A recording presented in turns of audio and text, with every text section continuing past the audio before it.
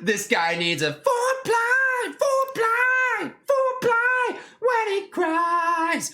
Charles Gasparino back on our news feeds, baby. We've got a news review for you today. Holy Toledo, I'm excited to show you this. Check this out. Cat Stryker, very proactive activist within the community, tweets this out today. AMC, truth hurts. Charles Gasparino is now threatening to sue me. AMC, you know what to do. Spread this like wildfire. For a little bit of a backstory, Cat Stryker has flown airplanes over different various large cities. She's paid a lot of money for billboard signs. She's spread the word. She's been an activist, right? Very, very active in the community. And tweets this out. There's always an agenda, and this is it. Fire Gasparino with an opinion, by the way. This is an opinion on perhaps some conflicts of interest. And Charles Gasparino, in the classic Karen fashion, comes back and does this number. My lawyer will be in touch. That's the most stupid thing ever. And it's really funny when you look at it like this, because in the past, as pointed out by Lawyer of the Apes, this is his Twitter, I remember when Charles Gasparino used to love opinions. He used to love the Constitution. However, that was when it was his opinion about apes and Kenny G. And he quotes this: opinions aren't defamation per se or otherwise. Plus, read that document known as the U.S. Constitution. Start at the very top in the classic Charles Gasparino elitist, I am better than you, I know everything style. Well, today, I thought it would be fun to look back at some prior clips of this infamous man and just give you an idea of what we've been dealing with. I mean, this is actually some pretty wild stuff. So we're gonna start at the top. There's about 3 minutes worth of stuff. Let's just dig into this beast. Mark, welcome. Charlie, welcome. Do you really think that there's market manipulation, that Citadel Securities is, doing stuff to screw with the company? Listen, as an investigative reporter, I want to believe that because I want to break that story. I can find no evidence. It doesn't make any sense. It's fascinating that you would say that, that you can't find any evidence, because I just don't think you're looking anywhere. It's interesting to me because we pointed you in, now let's just say one direction, right? Payment for order flow. What is payment for order flow? Conflict of interest to a T. It's a form, in my eyes, of legal market manipulation. There's freaking market makers that get paid off the backs of retail investors. They make money simply by you being incentivized to trade. He's actually mocked, by the way, in the past, Kenny Griffin making money on the backs of retail investors for that exact thing. How is that not some form of corruption? Where are you fucking looking? You want me to point you in the direction? Come on, man. We should point out that a lot of people don't buy it and hold it like that. They trade out of it. And what's the problem with this, particularly AMC, there's this meme out there, so to speak, about AMC, that there's the mother of all short squeezes coming. And that lured people into buying the stock when they read that on the message boards at 70, 72.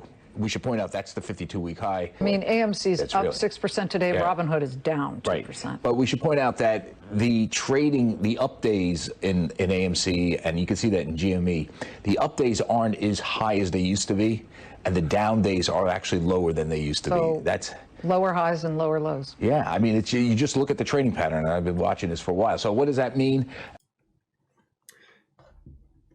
Probably the most interesting thing about this is he says, you watch the trading pattern, I've been watching it for a while. And he brings up Robinhood. Now, Robinhood is a stock that Charles Gasparino's infamously touted. He's actually mocked apes in the past for how they benefit off of payment for order flow. And payment for order flow will never go away. And he mocks this squeeze. And he says, Robinhood is the greatest freaking investment ever. And he's trying to sort of backpedal here with this theory of, it gets kind of grouped together in AMC. Fucking, we have no association with that shit stain of a company. Get out of here with that garbage. This theory of every single person who's bought this stock bought at 70 or 72, right?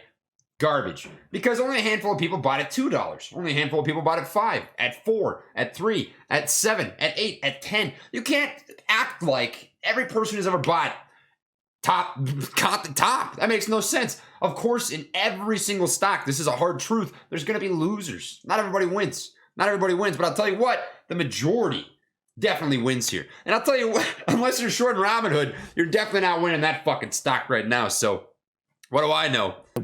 good at a lot of things. If you think about it, they haven't really seen a bear market because they got in, a lot of them, in 2008. And it's funny because I'm very critical of these people who buy the meme stocks. I think these. Oh, that's horrible. It's horrible, right? And by the way, it's all these millennials in it, and they keep calling. Look at his dumb face, man. Look at his face. Look at that smug piece of shit. What do you? It's all these millennials. Yeah. Yeah. Okay. And they keep calling me an old man. I don't understand.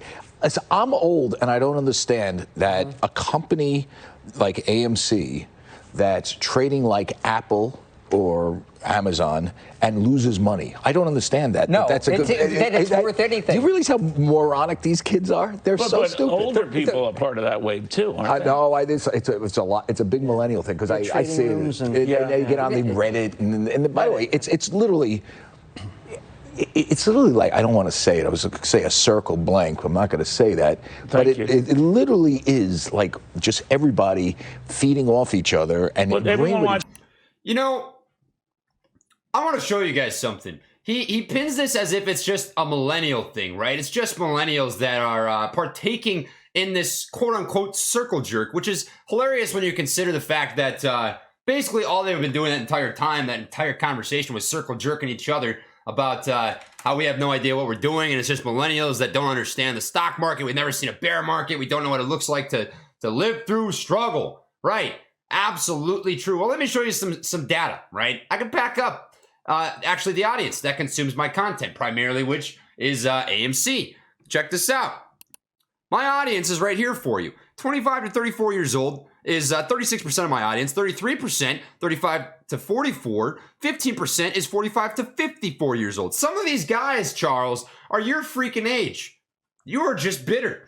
You're just bitter, and you make boomers look bad. I mean, that's just as simple as it gets. I don't know what else I can tell you than that's the coldest take I've probably ever heard in my entire life. And it's not an age problem. It's a you problem. You just don't want to get on board with something that has made people money. Doesn't matter if you think it's rational. Doesn't matter if you agree with the stance. Doesn't matter if you believe in a short squeeze. At the end of the day, the stock's gone from $2 to a high of 72, and there could be more upside.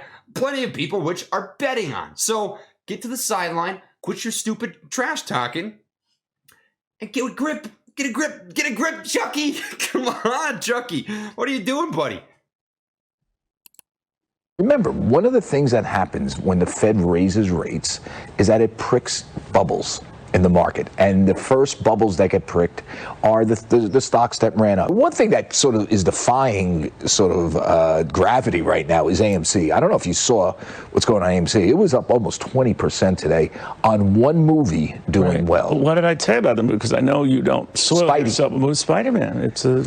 Yeah, but a tangled web this industry weaves. It's See what I did there? Yeah, you're very alliterative. But it's one movie. Yes, I know that. One movie? I mean, they can fill those seats with the right movie. But the problem is, all the other movies aren't. Peggy Noonan wrote an interesting column today about how no one wants to go to that new Spielberg movie. But for the right movie, they will. But in the old days, it was for every movie. You got to. You know, this is actually a pretty good comparison. I just thought of this just now. This is one of those situations where, let's just say it's his birthday, right? It's Chuck's birthday. And all of a sudden, at his birthday party, some kid walks up to him and gives him a present. He says, hey man, you know, happy birthday. You deserve to have a good time. You know, it's that one day of the year where you're really doing something beautiful. You were born. I imagine that situation, right? That sounds like something fascinating. And he comes back and he claps back and says, but that's just one birthday. What about the rest of the year? What about the rest of the year? It makes no sense. And the fact of the matter is this. AMC was up 20% off of Spider-Man No Way Home having a phenomenal showing. It ranked second, right? Second all-time opening weekend in sales. That's phenomenal. $250 million. That's worthwhile, whether you agree or not, down to the percentage of a decent-sized move. And it's representative of something, right? Charles, you may not understand this because you are cranky. I get it. Maybe you didn't have your apple juice this morning, or maybe somebody pissed in it. But I will tell you this. It's representative of what is to come for the movie theater franchise, the growth that it could see, the NFTs that represent the movies behind the actual stock. You gotta quit thinking like you're fucking 7, dude. Open up your mind. Look outside. I'm a bear. That made no sense. I am a bull on AMC, right? And I can understand to some extent the bear perspective for certain aspects, but you cannot look at every single facet of a company and make bearish claims. The company has a phenomenal opening weekend, and you just want to say, it was just one movie, man. It's just one movie. Wait until they break more records with a different one. Then I'll be impressed. You know, this guy, I'll tell you this, I'm going to finish out the video. He's a cancer. Fox Business, I'm going to send you a quick message right here. This guy is a fogey that I would not put in my hoagie. I wouldn't want him serving me a sandwich at McDonald's because he is misrepresenting your company. This dude's an absolute clown. I just don't understand how anyone could want to even listen to what this guy has to say. If I didn't know anything about the stock market and I just watched him on national news, I'd think to myself, who the fuck is this guy? I would not want to listen for a second. So, hope you enjoyed. Much love. Peace.